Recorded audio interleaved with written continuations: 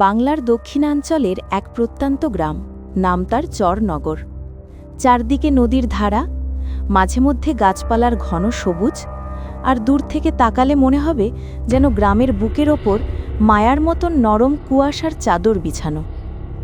গ্রামের একদম শেষে, যেখানে মানুষজন খুব কমই যায়, সেখানে রয়েছে এক ঘন অন্ধকারের জায়গা, হিজলবন। হিজলবন নিয়ে গ্রামের মানুষজনের ভয়ে বহু পুরনো।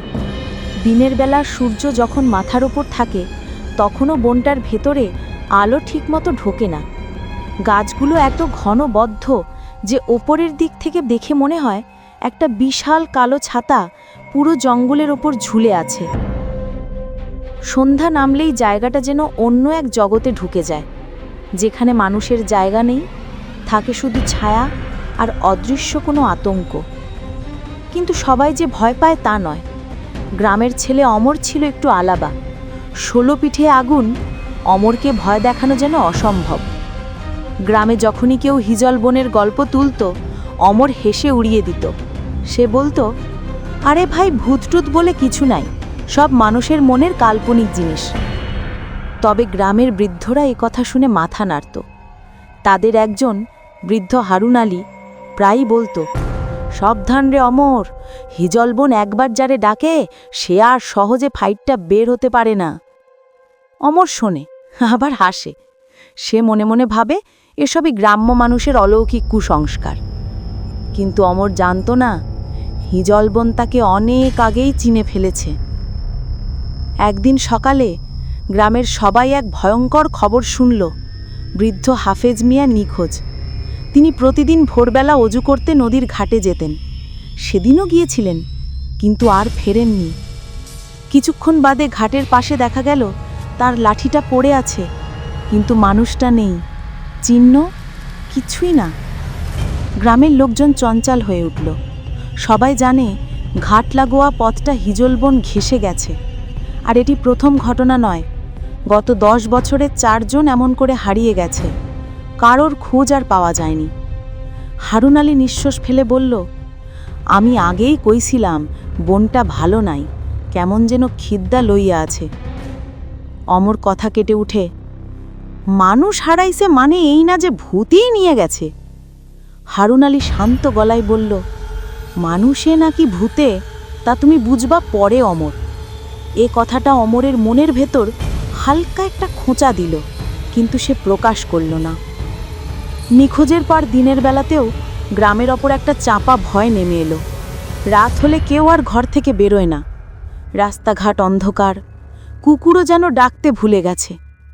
এসব দেখে অমর বিরক্ত হয়। সে সিদ্ধান্ত নিল, এ রহস্য ভাঙবেই। সেদিন বিকেলে তার বন্ধু জসিমার সোহাগকে নিয়ে অমর ঠিক করল, রাতে তারা হিজলবনে যাবে। সবাই আপত্তি জানালেও অমর শুনল না। জসিম কাপা গলায় বলল, শোন অমর, তুই আমরা সব জায়গায় দেখছি ঠিক আছে, কিন্তু হিজলবন ওটা একটু বেশি হয়ে যাবে না? অমর হাসল, হইবে কি, 3 জনে থাকলে ভয় কিসের? আর ভূত টুত বলে কিছু নাই বাবারা। সোহাগ বলল, তাও রে, এই কজন লোক কই গেল লাশ? কিছুই তো পাওয়া যায় না। অমর বলল, রহস্য আছে তা ঠিক, কিন্তু ভূত না।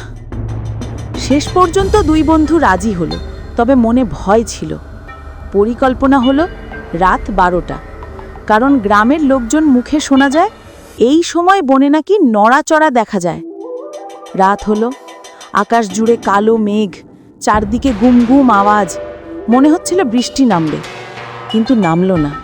যেন আকাশও অপেক্ষা করছে কিছু একটা ঘটার। 3 জন কেরোসিন ল্যাম্প হাতে হিজলবনের দিকে হাঁটা শুরু করল। বাতাস ঠান্ডা, আবার কেমন মৃতের গন্ধ ভেসে আসছে। অমরও টের পেল, কিন্তু সে নিজের জেদে থামল না। বনের কাছে গিয়ে তারা দেখল চাঁদের আলো গাছের ডাল ভেদে ঠিকমতো ঢুকতে পারছে না, যেন আলো ছায়ার ছেঁড়া নকশা। জসিম ফিসফিস করে বলল, এটা আর 10টা জঙ্গল না রে। অমর তাচ্ছিল্যের সুরে বলল, চুপ কর, ভয় দেখাস না। তবুও সেই রাতের বাতাসে কিছু একটা গা শিউরে ওঠানোর অনুভূতি ছিল, যা তারা কেউই বলতে চাইল না। হিজলবনের ভেতর ঢুকতেই 3 জন থমকে গেল। বনটা অস্বাভাবিকভাবে নীরব। কোনো পাখির ডাক নেই, কোনো পোকামাকড়ের গুঞ্জন নেই, যেন বনটাই শ্বাস নেওয়া বন্ধ করে দিয়েছে। বনের ভেতর আঁকাবাঁকা পথ, মাটি স্যাঁতসেঁতে, পায়ের চাপ পড়লে কেমন যেন শব্দ হয়। তবুও শব্দটা বনের ভেতরে পুরোপুরি হারিয়ে যায়, যেন কেউ শব্দগুলো খেয়ে নিচ্ছে। তারা আরও এগোতেই হঠাৎ কোথাও থেকে বাতাস উঠল, গাছের ডাল কেঁপে উঠল। একটা ভাঙা ডাল নিচে পড়তেই সোহাগ লাফিয়ে উঠল। অমর ফিসফিস করে বলল, সব নর্মাল, বাতাস বইছে, ভয় পাস না। কিন্তু সে নিজেও এখন চাপা টেনশনে। হাঁটতে হাঁটতে তারা একটা শুকনো পুকুরের ধারে পৌঁছল। গ্রামের গল্পে শোনা যায় এই পুকুরের কাছেই নাকি হারিয়ে যায় সবাই। জসিম বলল, ফিরে যাই। অমর বলল, একটু সামনে যাই, তারপর ফিরব। ঠিক তখনই চ্যাঁ চ্যাঁ চ্যাঁ, কেউ যেন নিঃশ্বাস ফেলছে। কিন্তু কোন দিক থেকে? তিনজন ল্যাম্প উঁচু করে তাকালো, কেউ নেই। অমর বলল, শিয়াল হইতে পারে, কিন্তু শিয়ালের নিঃশ্বাস এত ভারী হয়?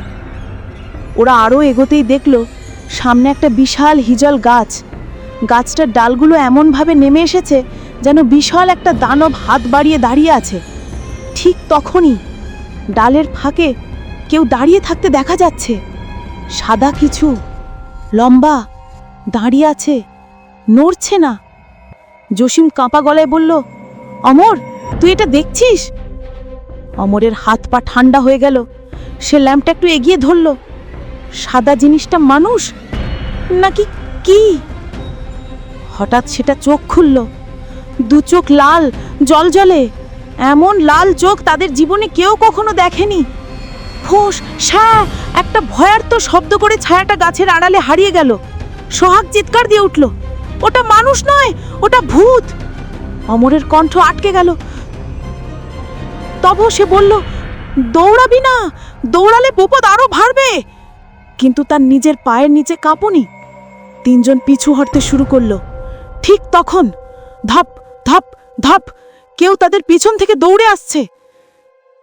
তিনজন টর্চ ঘুরিয়ে ধরতেই দেখা গেল একটা মুচড়ানো দেহ, মুখ নেই, শুধু একটা বড় ফাঁকা গর্তের মতন। সেখানে অন্ধকার ঘুরপাক খাচ্ছে। দেহটা লাফিয়ে উঠে সোজা জসিমের দিকে ধেয়ে এলো। জসিম চিৎকার করলো, বাঁচাও! অমর আর সোহাগ তাকে টেনে সরিয়ে নিল। ছায়াটা নিচে পড়তেই সঙ্গে সঙ্গে কেমন তরল হয়ে মাটির সঙ্গে মিশে গেল। আবার গাছের আড়াল থেকে বের হলো, এবার আগের থেকে দুগুণ বড়। তিনজন এবার সত্যিই ভয় পেয়ে গেল। অমরও বুঝল এ আর মানুষের ব্যাপার নয়। সোহাগ কাপা কণ্ঠে বলল, এই বনে কিছু আছে, আমাদের বের হইতেই এখনই। অমর এবার আর তর্ক করল না। ওরা দৌড় শুরু করলো। কিন্তু সমস্যা হলো, যে পথ দিয়ে তারা এসেছিল সেই পথ এখন আর আগের মতো নেই। সব পথ গুলিয়ে গেছে। বনের ডাল, কাটা, গাছ সব যেন নতুন করে সাজানো, যেন বনটাই তাদের আটকাতে চাইছে। দৌড়াতে দৌড়াতে তারা এক জায়গায় থামল। বনের মাঝখানে একটা মাটির ঢিবি, দেখতে কবরের মতন। আবার একটু দূরে আরেকটা, আরও সামনে আরও কয়েকটা। অমর এগিয়ে গিয়ে দেখল ঢিবির পেছনে কাঠের পচা ফলকে লেখা, মানুষের কবর নয়, বনের কবর। সোহাগ পরেই প্রায় মাটিতে বসে পড়ল। বনের কবর নয় কি? পেছন থেকে একটা কর্কশ গলা শোনা গেল, মানে এরা মানুষ ছিল না। তিনজন পেছনে ঘুরতেই দেখলো একটা কুজো বৃদ্ধ দাঁড়িয়ে, চোখ সবুজ, মুখ কুচকানো। সে হাসছে। তোরা ভুল জায়গায় ঢুকেছিস, এ জিনিস তোরা বুঝবি না। অমর বলল, আপনি কে? বৃদ্ধ বলল, এই বনের পাহারাদার, বা ধর বন যারে বাঁচিয়ে রাখে আমি সেই মানুষ। এই বন কি আছে এখানে? বৃদ্ধ ধীরে ধীরে বলল, হিজল বন শুধু বন না, এটা পুরান এক আত্মাহারার জায়গা। বহু বছর আগে কিছু জিন মানুষকে এখানে জবাই করে তাদের দেহে বাসা বাঁধছিল। গ্রামের লোকেরা তাগো ধরে পুড়ায় ফেলছিল। কিন্তু তাদের আত্মা, তারা তো মরেনি, বনটা তাদের বাড়ি। সোহাগ চিৎকার করল, মানে যে ছায়া আমাদের পিছে লাগছে ওরা সেই জিনদের আত্মা? বৃদ্ধ মাথা নেড়ে বলল, ওরা এখন দেহ খোঁজে। যে বনের ভেতরে ঢুকে ওরা তার দেহে ঢুকতে চায়, আর না পারলে টেনে নিয়ে যায়। জসিম অস্ফুট গলায় বলল, হাফেজ মিয়া, অন্যরা? বৃদ্ধ হাসল, তারা এখন গাছের ডাল, ছাড়া আর অন্ধকারের অংশ। তোরাও যদি তাড়াতাড়ি না পালাস, ওরা তোদেরও নিয়ে নেবে। অমর বলল, কোন পথে গেলে আমরা বের হতে পারবো? বৃদ্ধ বলল, তোমরা দৌড়াও, যেদিকে বাতাস ঠান্ডা সেদিক বিপদ, উষ্ণ বাতাসের দিকটাই তোমাদের বের হওয়ার পথ। বলা শেষ না হতেই বৃদ্ধটা হঠাৎ কেঁপে উঠল, তার চোখ লাল হয়ে গেল। সে গর্জে উঠল, দৌড়াও, ওরা এসে গেছে। তিনজন দৌড় দিল। হিজল বনের ভেতর দৌড়ানোর সময় মনে হচ্ছিল ডাল, কাঁটা, ছায়া যেন তাদের আঁকড়ে ধরতে চাইছে। অদ্ভুত সব শব্দ, নারী কণ্ঠ, পুরুষ কণ্ঠ, শিশু কণ্ঠ, মিশ্রিত কান্না, চিৎকার, হাসি, সব একসাথে। কখনো মনে হচ্ছে কেউ কানে ফিসফিস করে বলছে,